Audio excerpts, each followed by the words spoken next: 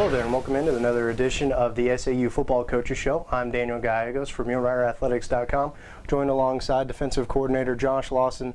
Coach, week 2 was, I'll call it more or less a redemption game for you and your defense. Week 1 obviously resulted in the 56-50 loss, but last week you guys came back against East Central and had a tremendous game. What was the difference between week 1 and week 2?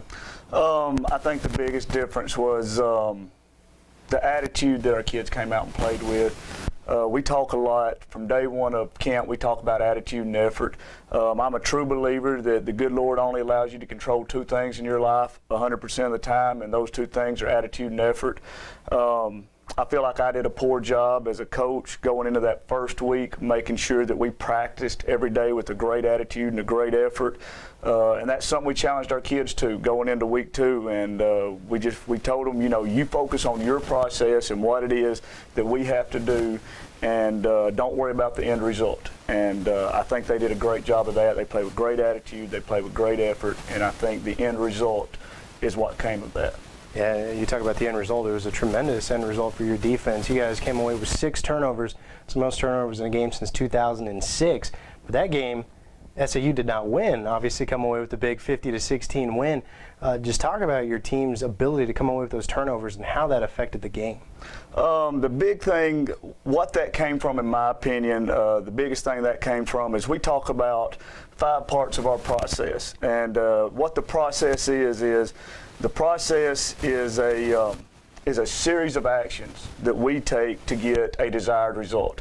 So what we had to focus our kids on last week was, don't focus on the result. Don't focus on winning or losing. Don't focus on getting the turnover. Focus on your process. And we have a very specific process that it takes to play every down for us. What we do is we talk about we have to win our alignment. On every play, we have to line up right according to the formation, according to the down and distance, according to the personnel.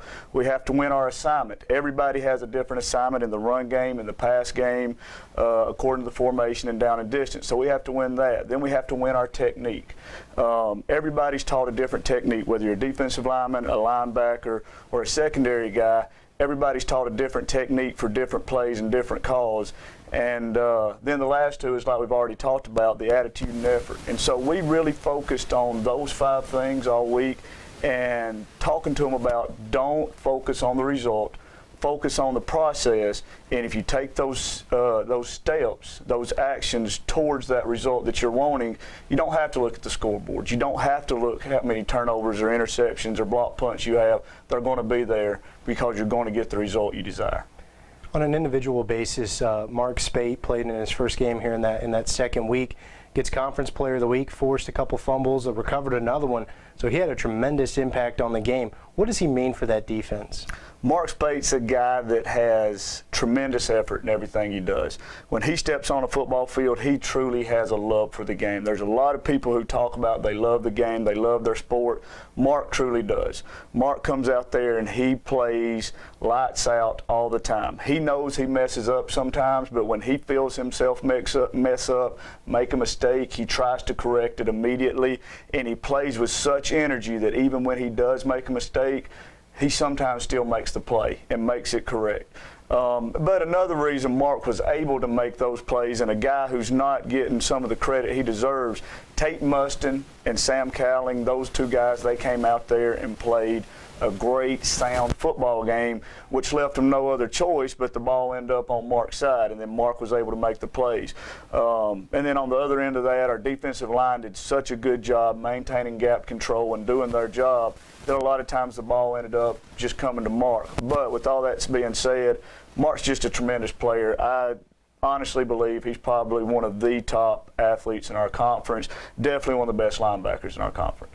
Looking ahead to this upcoming weekend, we'll play host to Southwestern Oklahoma. It's a team who is 2-0 on their season, 2-0 in the Great American Conference, so they're on top of the conference. Talk a little bit about what kind of offense they're going to bring to the table. They got a very veteran group as far as their quarterback, senior Dustin Stenta, kind of a dual threat guy. What kind of issues does he pose? He poses a lot of issues. My personal opinion is they're a great football team. They have a great offense. they're well coached. They got some great players. Their running backs run the ball hard. Number 44, he's kind of a H-back tight end guy for them. He'll line up at tight end. He'll line up receiver. He'll line up at fullback. He's a guy you got to keep an eye on. They have a receiver, a veteran guy, number 81. That guy will run around everywhere, catches the ball well. He kind of reminds me of a Wes Welker type player. But then the quarterback, he's the one that makes it go. He's the type of guy that he's going to run around and make plays happen when there's not a play there.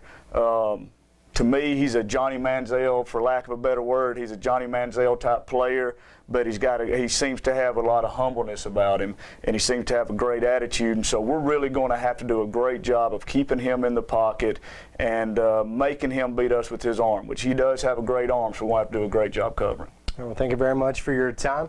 Again, the Muleriders will play host to Southwestern Oklahoma at home at Wilkins Stadium this upcoming Saturday. Kickoff scheduled for 6 o'clock p.m. It is also Family Day at Wilkins Stadium, so we expect to have a very good crowd out there for that one. Coach, thank you very much for your time. Thank you.